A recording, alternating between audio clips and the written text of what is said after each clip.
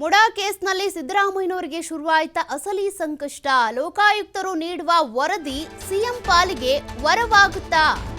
Lokayukta SP Udesh ನೀಡುವಂತ ಸಮಗ್ರ ವರದಿ ಸಿದ್ದರಾಮಯ್ಯನವರಿಗೆ ವರವಾಗುತ್ತಾ ಅಥವಾ ಮುಳುವಾಗುತ್ತಾ ಅನ್ನೋದು ಈಗ ಸದ್ಯಕ್ಕಿರುವಂತಹ ಪ್ರಶ್ನೆ. ನಾಳೆಯೂ ಕೂಡ ಮೈಸೂರು ಎಸ್ಪಿ ಕೋರ್ಟ್ಗೆ ಉದೇಶ್ ಅವರು ಹಾಜರಾಗ್ತಾರೆ. ಹಾಗಾಗಿ ಕೋರ್ಟ್ ಕಲಾಪದ ವೇಳೆ ಖುದ್ದು ಹಾಜರಿರ್ತಾರೆ ಎಸ್ಪಿ ಉದೇಶ್. ಹೀಗಾಗಿ ಇವರು ಕೊಡ್ತಾ ಇರುವಂತ ಈ ವರದಿ ಸಿದ್ದರಾಮಯ್ಯನವರ ಪಾಲಿಗೆ ಸಂಕಷ್ಟವನ್ನ ತಂದಿಡುತ್ತಾ ಅಥವಾ ವರವಾಗುತ್ತಾ ಅನ್ನೋದೇ ಈಗ ಯಕ್ಷ ಪ್ರಶ್ನೆ. ನ್ಯಾಯಾಧೀಶರು ಕೇಳುವಂತಹ ಪ್ರಶ್ನೆಗೆ ಉತ್ತರಿಸಲೇಬೇಕಾದಂತ ಅನಿವಾರ್ಯತೆ ಇದೆ. ಪಬ್ಲಿಕ್ ಪ್ರಾಸಿಕ್ಯೂಟರ್ ಜೊತೆಗೆ ಎಸ್ಪಿ ಕೂಡ ಹಾಜರಿರ್ತಾರೆ. ನಾಳೆ ನ್ಯಾಯಾಲಯದಲ್ಲಿ ಏನೇನಾಗಬಹುದು, ಯಾವ ರೀತಿ ವಿಚಾರಣೆ ನಡೆಯುತ್ತೆ, ಸಿದ್ದರಾಮಯ್ಯನವರ ಪಾಲಿಗೆ ಈ 400 ಪುಟಗಳ ವರದಿ ವರದಾನ ಆಗುತ್ತಾ ಅಥವಾ ಮುಳುವಾಗುತ್ತಾ, ಇವೆಲ್ಲ ಪ್ರಶ್ನೆಗಳು ಕೂಡ ಸಹಜವಾಗಿಯೇ ಕಾಡ್ತಾ ಇದೆ. ನ್ಯಾಯಾಲಯಕ್ಕೆ ಸಲ್ಲಿಸಲಿರುವಂತಹ ವರದಿ ಕುರಿತು ಎಸ್ಪಿ ವಿವರಿಸ್ತಾರೆ. ಜೊತೆಗೆ ಈ ವರದಿ ಅಂತ ಬಂದಾಗ ಇವೆಲ್ಲವೂ ಕೂಡ ಗೊತ್ತಿರುವಂಥದ್ದೇ. ಒಂದಷ್ಟು ಸೈಟ್ಗಳನ್ನು ವಿಸಿಟ್ ಮಾಡಿದ್ದಾರೆ, ಅಲ್ಲಿ ಸ್ಥಳ ಮಹಜರು ಮಾಡಿದ್ದಾರೆ. ಆ ಸೈಟ್ಗಳ ಚದರ ಎಷ್ಟಿದೆ ಅಂತ ತಿಳ್ಕೊಂಡಿದ್ದಾರೆ, ಬೆಲೆ ಎಷ್ಟಿದೆ ಅಂತ ತಿಳ್ಕೊಂಡಿದ್ದಾರೆ. ಜೊತೆಗೆ ಸಿದ್ದರಾಮಯ್ಯನವರ ಪತ್ನಿಯ ಆ ಜಮೀನೇನಿತ್ತು 3 ಎಕರೆ 16 ಗುಂಟೆ ಕೆಸರೆ ಗ್ರಾಮದಲ್ಲಿ, ಅದರ ಬೆಲೆ ಎಷ್ಟು, ಅದಕ್ಕೆ ಡಬಲ್ ಆಗಿ ತ್ರಿಬಲ್ ಆಗಿ ವಿಜಯನಗರದಲ್ಲಿ ಸೈಟ್ ಕೊಟ್ಟಿರೋದ, ಅದೆಲ್ಲದ್ರ ಬಗ್ಗೆ ಕೂಡ ಕೂಲಂಕುಷವಾಗಿ ತನಿಖೆ ಆಗಿದೆ. ಅದಕ್ಕೆ ಸಂಬಂಧಪಟ್ಟಂತೆ ಹೇಳಿಕೆಗಳನ್ನ ಪಡ್ಕೊಂಡಿದ್ದಾರೆ. ಮತ್ತೊಂದು ಕಡೆ A1, A2, A3, A4 Siddaramaiah ಇರ್ಬೋದು, ಅವರ ಪತ್ನಿ ಇರ್ಬೋದು, ದೇವರಾಜು ಇರ್ಬೋದು, ಮಲ್ಲಿಕಾರ್ಜುನ ಸ್ವಾಮಿ ಇವರೆಲ್ಲರನ್ನೂ ಕೂಡ ಕರೆಸಿ ವಿಚಾರಣೆ ಮಾಡಿದ್ದಾರೆ. 1994ರಿಂದ ಹಿಡಿದು ಇಲ್ಲಿವರೆಗೂ ಕೂಡ 2024ರವರೆಗೂ ಕೂಡ ಯಾರ್ಯಾರು ಅಧಿಕಾರಿಗಳು ಬಂದು ಹೋಗಿದ್ದಾರೆ, ಏನೇನು ಫೈಲ್ಗಳು ಚೇಂಜ್ ಆಗಿದೆ, ಯಾರ್ಯಾರು ಯಾವ್ಯಾವ ಫೈಲಿಗೆ ಸೈನ್ ಹಾಕಿದ್ರು, ಮೂವ್ ಮಾಡಿದ್ಯಾರು, ಅದೆಲ್ಲದ್ರ ಬಗ್ಗೆ ಕೂಡ ತಿಳ್ಕೊಳ್ಳೋದಕ್ಕೆ ಅಂತ ಲೋಕಾಯುಕ್ತ ಕಚೇರಿ ಸೇರಿದಂತೆ ಅಲ್ಲಿರುವಂತಹ ತಾಲೂಕು ಆಫೀಸ್ ಇರ್ಬೋದು, ಅದೇ ರೀತಿಯಾಗಿ ದೇವರಾಜು ಮನೆ ಮೇಲೂ ಕೂಡ ಇಡಿ ಅಧಿಕಾರಿಗಳು ದಾಳಿ ನಡೆಸಿದ್ರು, ಲೋಕಾಯುಕ್ತ ಅಧಿಕಾರಿಗಳು ತನಿಖೆ ನಡೆಸಿದ್ದಾರೆ. ಇವೆಲ್ಲ ಕೂಡ ಅಂಶಗಳನ್ನ ಇಟ್ಕೊಂಡು ವರದಿ ಈಗ ಸಿದ್ಧಗೊಂಡಿದೆ.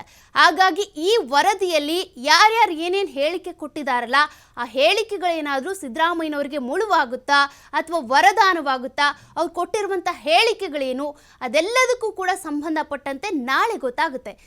ಅದಕ್ಕೆ ಹೇಳ್ತಾ ಇರೋದು, ನಾಳೆ ಸಿಎಂ ಸಿದ್ದರಾಮಯ್ಯನವರ ಪಾಲಿಗೆ ಇದು ಒಂದು ರೀತಿ ಬಿಗ್ ಡೇ ಅಂತ. ವರದಿಯಲ್ಲಿ ಏನಿದೆ ಅನ್ನೋದು ಕುತೂಹಲ, ನಾಳೆ ನ್ಯಾಯಾಲಯದಲ್ಲಿ ಏನಾಗುತ್ತೆ ಅನ್ನೋದು ಕುತೂಹಲ. ಕೇಳುವಂಥ ಎಲ್ಲ ಪ್ರಶ್ನೆಗಳಿಗೂ ಕೂಡ ಎಸ್ಪಿ ಉದೇಶ್ ಅವರು ಉತ್ತರವನ್ನು ಕೊಡಬೇಕಾಗುತ್ತೆ. ಯಾರ್ಯಾರು ತನಿಖೆ ಆಗಿದೆ ಅಂತ, ಯಾರಾದರೂ ಕರೀದೆ ತನಿಖೆ ಮಾಡದೆ ಬಿಟ್ಟಿದ್ರೆ ಅದಕ್ಕೆ ಅವ್ರು ಉತ್ತರವನ್ನು ಕೊಡಬೇಕಾಗುತ್ತೆ. ಯಾಕೆ ಕರೆಸಿಲ್ಲ, ಯಾಕೆ ಅವ್ರನ್ನ ವಿಚಾರಣೆ ಮಾಡಿಲ್ಲ ಅಂತ. ಹಾಗಾಗಿ ಈ ವರದಿಗೆ ಸಂಬಂಧಪಟ್ಟಂತೆ ಎಲ್ಲವೂ ಆ ವರದಿಯಲ್ಲಿ ಇದೆಯಾ ಇಲ್ವಾ ಅನ್ನೋದು ಕೂಡ ಪ್ರಶ್ನೆ ಆಗುತ್ತೆ. ಎಸ್ಪಿ ಉದೇಶ್ ಅವರು ಪಾರದರ್ಶಕವಾಗಿ ತನಿಖೆ ಮಾಡ್ತೀನಿ ಅಂತ ಹೇಳಿದ್ರು. ಹಾಗಾಗಿ ಅವರ ತನಿಖೆಗೆ ಸಂಬಂಧಪಟ್ಟಂತೆ ಇರ್ಬೋದು, ಅವರ ವರದಿಗೆ ಸಂಬಂಧಪಟ್ಟಂತೆ ಇರ್ಬೋದು, ಅದೆಲ್ಲವೂ ಕೂಡ ನಾಳೆ ಡಿಸೈಡ್ ಆಗುತ್ತೆ. ಸಿದ್ದರಾಮಯ್ಯನವ್ರಿಗೆ ಇದು ವರ ಆಗುತ್ತಾ ಮುಳುವಾಗುತ್ತಾ ಅದು ಕೂಡ ನಾಳೆ ಗೊತ್ತಾಗುತ್ತೆ. ಡೀಟೇಲ್ಸ್ ಕೊಡ್ತಾ ಹೋಗ್ತಾರೆ ಪ್ರತಿನಿಧಿ ಪುನೀತ್. ಈಗಾಗಲೇ ಸಿದ್ದರಾಮಯ್ಯನವರ ಈ ಮುಡಾ ಕೇಸಿಗೆ ಸಂಬಂಧಪಟ್ಟಂತೆ 400 ಪುಟಗಳ ವರದಿ ತಯಾರಾಗಿದೆ. ಈ ವರದಿಯನ್ನು ಸಲ್ಲಿಕೆ ಮಾಡೋದಕ್ಕಿಂತ ಸಿದ್ಧತೆ ಕೂಡ ಆಗ್ತಾ ಇದೆ. ಇವತ್ತೇ ಸಲ್ಲಿಕೆ ಆಗುತ್ತಾ, ನಾಳೆ ಸಿದ್ದರಾಮಯ್ಯನವರ ಪಾಲಿಗೆ ಈ ವರದಿ ಏನಾಗಬಹುದು ಅಂತ?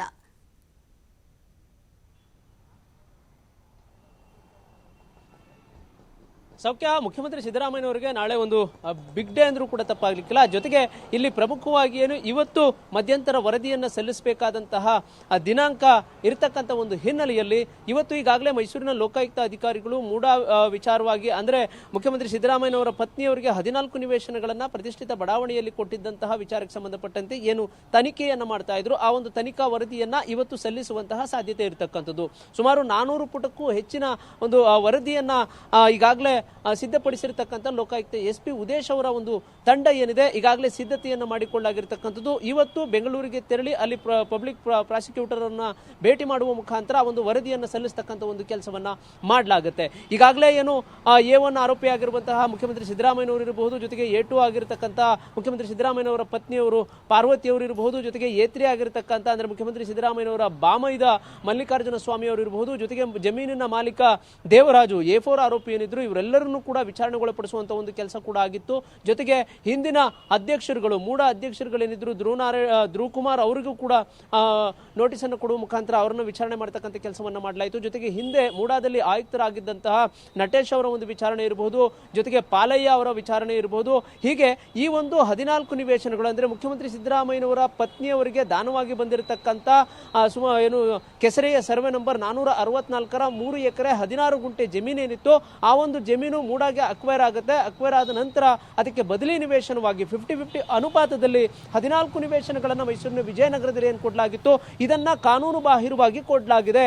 ಆ ಒಂದು ಸಮಾನಾಂತರ ಬಡಾವಣೆಯಲ್ಲಿ ಕೊಡ್ತಕ್ಕಂಥ ಕೆಲಸವನ್ನ ಮಾಡೋದ್ರ ಬದಲಾಗಿ ಹೆಚ್ಚಿನ ಬೆಲೆ ಬಾಳತಕ್ಕಂಥ ಸ್ಥಳದಲ್ಲಿ ಕೊಡಲಾಗಿದೆ ಅಂತ ಹೇಳಿ ಅಲ್ಲಿಗೆ ಏನು ದೂರನ್ನು ನೀಡಿದಂತಹ ದೂರುದಾರ ಸ್ನೇಹಮಯಿ ಕೃಷ್ಣ ಅವರನ್ನು ಕೂಡ ವಿಚಾರಣೆಗೊಳಪಡಿಸುವಂತ ಒಂದು ಕೆಲಸವನ್ನ ಮಾಡಲಾಯಿತು. ಒಂದಷ್ಟು ದಾಖಲೆಗಳನ್ನು ಕೂಡ ಕಲೆ ಹಾಕ್ತಕ್ಕಂಥ ಒಂದು ಕೆಲಸವನ್ನ ಮಾಡಿದ್ರು. ಜೊತೆಗೆ ಲೋಕಾಯುಕ್ತ ಅಧಿಕಾರಿಗಳು ಕೆಸರೆಯ ಸರ್ವೆ ನಂಬರ್ 464ರ 3 ಎಕರೆ 16 ಗುಂಟೆಯ ಒಂದು ಜಮೀನನ್ನು ಕೂಡ ಸರ್ವೆ ಮಾಡದಂತದ್ದು ಇರಬಹುದು. ಜೊತೆಗೆ ವಿಜಯನಗರದಲ್ಲಿ ಇರತಕ್ಕಂಥ 14 ನಿವೇಶನಗಳೇನಿದ್ವು ಅದರ ಒಂದು ಮಹಜರನ್ನು ಕೂಡ ಮಾಡುವ ಮುಖಾಂತರ ಸಂಪೂರ್ಣ ವರದಿಯನ್ನ ಸಿದ್ಧಪಡಿಸಿರ್ತಕ್ಕಂಥದ್ದು. ಹೀಗಾಗಿ ಇವತ್ತು ಮೈಸೂರಿನ ಲೋಕಾಯುಕ್ತ ಕಚೇರಿಯಲ್ಲಿ ಈಗಾಗಲೇ ಅಧಿಕಾರಿಗಳು ಎಲ್ಲ ದಾಖಲೆಗಳನ್ನು ಕೂಡ ಸಿದ್ಧಪಡಿಸ್ತಾ ಇದ್ದಾರೆ. ಈಗ ನಾವು ಮೈಸೂರಿನ ಲೋಕಾಯುಕ್ತ ಕಚೇರಿಯ ಬಳಿಯೇ ಇದ್ದೇವೆ, ನಾವು ಗಮನಿಸಬಹುದು. ಮೈಸೂರಿನ ಲೋಕಾಯುಕ್ತ ಕಚೇರಿಯಲ್ಲಿ ಈ ಒಂದು ಮುಖ್ಯಮಂತ್ರಿಗಳಿಗೆ ಸಂಬಂಧಪಟ್ಟಂತೆ ಕೇಸನ್ನು ತನಿಖೆ ಮಾಡಲಿಕ್ಕೋಸ್ಕರ 4 ಅಧಿಕಾರಿಗಳ ತಂಡವನ್ನು ರಚನೆ ಮಾಡಲಾಗಿತ್ತು. ಆ ಒಂದು 4 ಅಧಿಕಾರಿಗಳ ತಂಡವನ್ನು ರಚನೆ ಮಾಡಿದಂತಹ ಅಧಿಕಾರಿಗಳು ಈಗ ಸಂಪೂರ್ಣವಾದಂತಹ ಒಂದು ವರದಿಯನ್ನ ಸಿದ್ಧಪಡಿಸಿದ್ದಾರೆ. ಒಂದು ವರದಿಯನ್ನು ಸಿದ್ಧಪಡಿಸಿರತಕ್ಕಂಥ ಅಧಿಕಾರಿಗಳು ಇವತ್ತು ಸಂಜೆಯ ಒಳಗೆ